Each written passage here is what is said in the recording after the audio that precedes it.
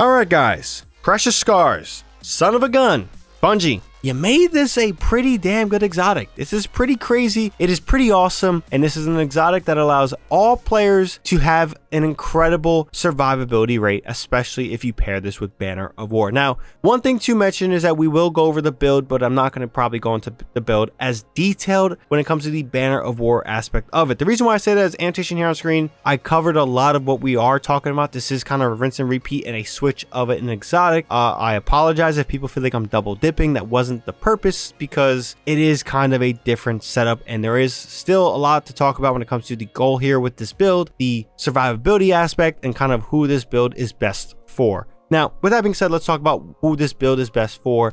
It's built for the player who does struggle a bit when it comes to surviving in that high-end content. Now, this will give you an opportunity to kind of be better at not causing deaths amongst your crew, whether that's raids, whether that's grandmasters, whether that's the coil activity. This exotic Precious Scars will allow you to tank a little bit more because it grants you restoration when you're doing a certain trick with your weapon. We'll get into detail very shortly, as well as kind of help your teammates around you survive. So hey, maybe you are a high skill player and you are surviving and you are dishing out those revives. This can help you kind of give those guys a little bit of push of surviving. It's not much, but it is something, and that something can go a long way. So mainly the target of this build is for players who are struggling to survive. If you guys are experienced, you guys are fine with no restoration from Precious Scars, then yeah, my other Banner of War build video is perfectly fine for you guys. So with that being said, let's talk about Precious Scars and what changed. Now, this is one of the many exotics that has seen a rework, and here on screen is that rework. So final blows from weapons with a damage type matching your subclass energy create a burst of healing around you that grants allies restoration, but it also grants you restoration. I know the wording doesn't really say that too much or imply that, but it does grant you restoration. Now, after reviving or being revived, you gain an aurora that provides overshields to you and your nearby allies. This is maybe not as useful because, again, it really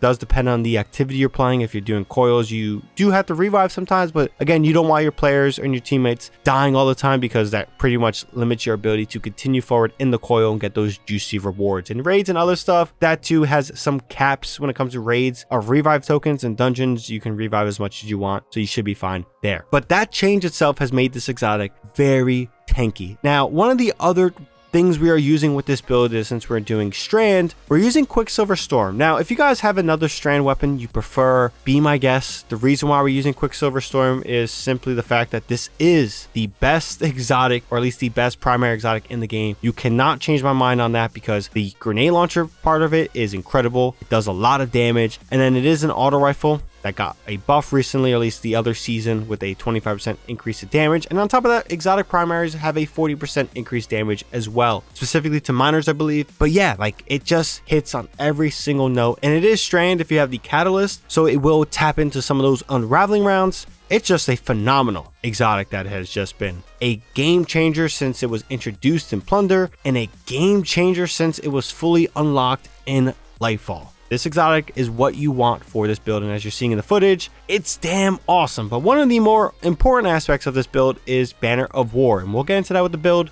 But the reason why we're using Banner of War here compared to like another thing is because you're tapping into more damage resistance, you're tapping into more damage to your melees, you're tapping into just being a Titan tank. And that is one of the most awesome parts of this little build. You survive when you shoot, you do so much damage and survive when you melee. It's just a build that I honestly find a little bit more fun than the Synthoceps one that we talked about in my other video. But with that being said, I think we have waited long enough. Let's jump into the game and talk about the build and all the stuff you need to know. Now, I know I mentioned this earlier, I'll mention it again, we're not going to go into too much detail with this stuff like we usually do. Also, the drip. I don't know, I like it, but if you guys say you hate it, I guess I won't disagree with you entirely. Leave your thoughts down below on this drip. I think I did good, but making Precious Scars look good is kind of a challenge. Just my personal thought. So first up on the list, let's talk about Banner of War and our Strand subclass. Now, for one, for our abilities, we're using the Shackle Grenade. Reason we're doing that is because we are shooting things, and this does have a champion stun potential for unstoppables, which is nice if you're doing those Grandmasters or those Master Nightfalls. One thing to keep in mind is, yes, you can use the grapple grenade. The base cooldown is lower, so you will get it a bit more. It does have a lot of pop. You are using Banner of War, so there is some melee combination there, but I was just using Shackle to use Shackle. You can switch to grapple. It is fine. It is not a crutch thing you must do. Now for Aspect, into the fray, the main point here is getting Woven Mail increases your regeneration rate. Now also getting Destroying a Tangle and getting Woven Mail for your teammates is also important, but increasing our melee regeneration rate is pretty nice, and Into the Fray does just that. Now, since it's melee,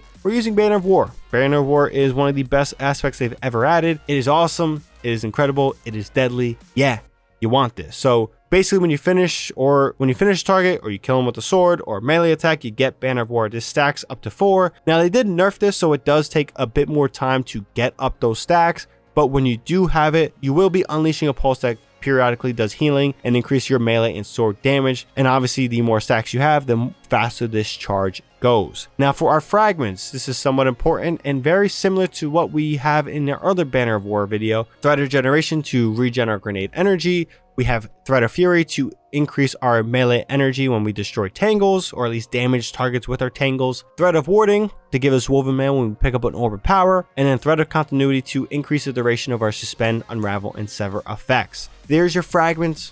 That's pretty much we talked about in our last video. We got a little more detail, but yeah, pairs well with Banner of War. It goes well with this Precious Scars stuff, so have fun in that regard. Now for our mods, very important because we need to know what we put on our armor. For our helmet, we're using a Solar Strand Siphon because we have Solar and Strand weapons, and we're also using Hands-On, which gives us super energy on melee kills, which is nice. Now for our gauntlets, our arms, we're using Impact Induction, helps with our grenade cooldown. Again, this is great for your Shackle Grenade or your Grapple Grenade, whatever it may be.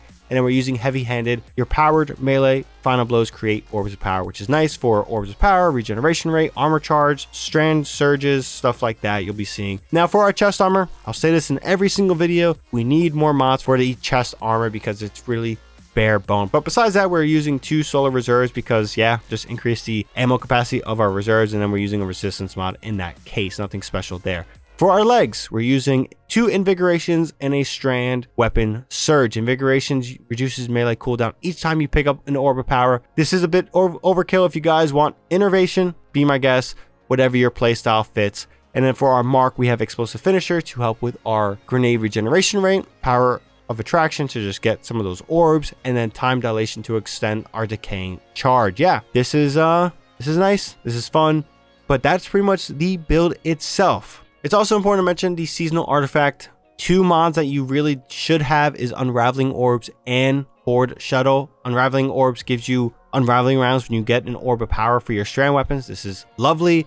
And then Horde Shuttle does have some great synergy when it comes to creating some of those threadlings if you damage an unravel target, which you always will be doing because you're going to be generating so many orbs, unraveling rounds, melee stuff.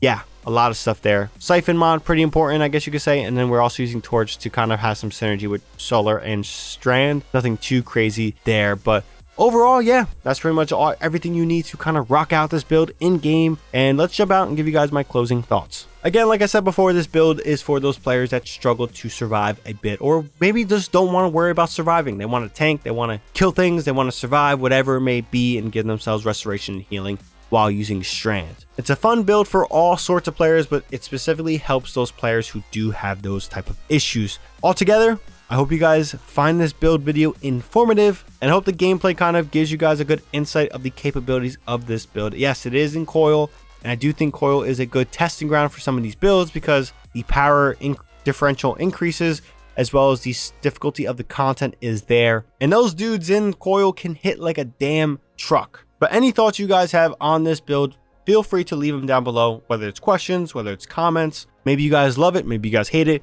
Whatever it may be, comment down below and we may have a conversation on it. Now, if you guys also enjoyed this video and found this video informative, be sure to drop this video a like, helps out the video a ton. And I forgot to mention, like usual, that there is a dim link in the pinned comment down below so you guys can easily pull this build and use it. But besides that, if you guys also want more content from me, whether it's Destiny 2, Call of Duty, Rainbow Six Siege, whatever it may be sure to hit that subscribe button and that bell to be notified for when I do drop more content. But until then, that's practically all I have to say on this one. I hope you guys have a good one. ShadowNinja here, and I'm out.